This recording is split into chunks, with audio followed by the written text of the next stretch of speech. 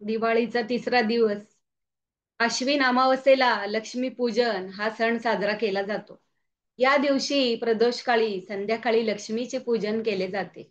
लक्ष्मी ही आपल्याला माहिती आहे खूप चंचल आहे असा समज आहे. त्यामुळे शक्यतो हिंदू शास्त्राप्रमाणे लक्ष्मीपूजन हे स्थिर राहावी म्हणून स्थिर लग्नावर करतात. याने लक्ष्मी स्थिर राहते असा समज आहे. अनेक घरात श्रीसूक्त पठणही केले जाते. व्यापारी लोकांचे हिशोबाचे नवीन वर्ष विक्रम संवत लक्ष्मीपूजनाने सुरू होते. या दिवशी सर्व अभंग स्नान करतात. पाठावर रांगोळी काढून तांदूळ ठेवतात. त्यावर वाटी किंवा तबक ठेवतात. त्यात सोन्याचे दागिने, चांदीचा रुपया, चांदी ठेवून त्याची पूजा केली जाते. हा दिवस व्यापारी लोक फार उत्साहात साजरा करतात. या दिवशी लोक स्वच्छता करतातच. नवीन केरसुणी विकत आणतात. तिलाच लक्ष्मी मानून तिच्यावर पाणी घालून हळद-कुंकू वाहून घरामध्ये वापरण्यास सुरुवात करतात. प्राचीन काळी या रात्री कुबेर पूजन करण्याची प्रथा होती. कुबेर हा देवांचा खजिनदार आणि धनसंपत्तीचा स्वामी मानला जातो. दीप प्रज्वलन करून यक्ष आणि त्यांचा अधिपती कुबेराला निमंत्रित करून त्याची पूजा करणे हा मूळचा सांस्कृतिक कार्यक्रम होता. परंतु गुप्त काळात वैष्णव पंथाला राजाश्रय मिळाल्याने आधी कुबेराबरोबरच लक्ष्मीची देखील पूजा होऊ लागली. भारतात विविध ठिकाणी झालेल्या उत्खननात कुशाण काळातील अनेक मूर्ती सापडताना दिसतात. त्यामध्ये कुबेर आणि लक्ष्मी हे एकत्रित पाहायला मिळाले आहेत. काही मूर्तींमध्ये कुबेर यांची पत्नी इरिती सह दाखविलं आहे. त्यावरून असे दिसते की प्राचीन काळी कुबेर आणि त्याची पत्नी इरिती यांची पूजा देखील केली जात असावी. कालांतराने इरितीचे स्थान लक्ष्मीने घेतले आणि पुढे कुबेराच्या जागी गणपतीला प्रस्थापित केले गेले.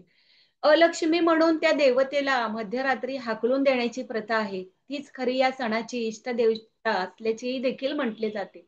तिला ज्येष्ठा किंवा पत्नी किंवा षष्ठी, तटवी, निवृत्ती या नावानेही ओळखले जाते.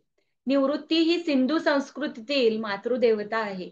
तिला आपल्या संस्कृतीने अलक्ष्मी म्हणून तिरस्कारले असले तरीही ती राक्षसांची लक्ष्मी आहे, असे देवलोक मानतात. याचा उल्लेख दुर्गा सप्तशतीमध्ये केलेला आहे. लक्ष्मी पूजनाच्या निमित्ताने आर्थिक व्यवहारातील सचोटी व नीती आणि अर्थप्राप्तीच्या साधनांविषयी कृतज्ञता अशी दोन महत्वाची मूल्ये मनामध्ये रुजलेली गेलेली आहेत. पूजेची विशेषता अशी आहे, की या दिवशी अश्विन अमावस्येला लक्ष्मीपूजन साजरा केला जातो. प्रदोषकाळी लक्ष्मीचे पूजन केले जाते. लक्ष्मी ही चंचल आहे.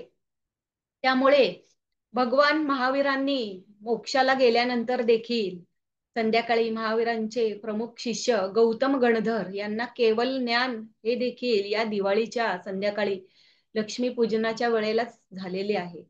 संपत्ती स्वरूप लक्ष्मी टिकण्यासाठी मोक्ष लक्ष्मी किंवा आत्मकल्याण रूपी लक्ष्मी मिळवण्यासाठी गणधर त्यांचा दिव्य ध्वनी सर्वसामान्यांपर्यंत पोहोचवतात.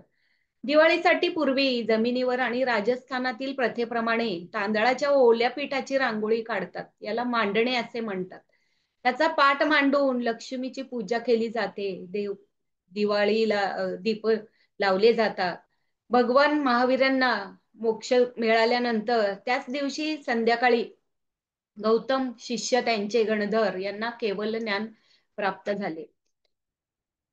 म्हणून लक्ष्मी पूजा ही सर्वत्र केली जाते. सध्याच्या काळात लक्ष्मी ही 21व्या शतकाची जननी असे देखील म्हटले आहे.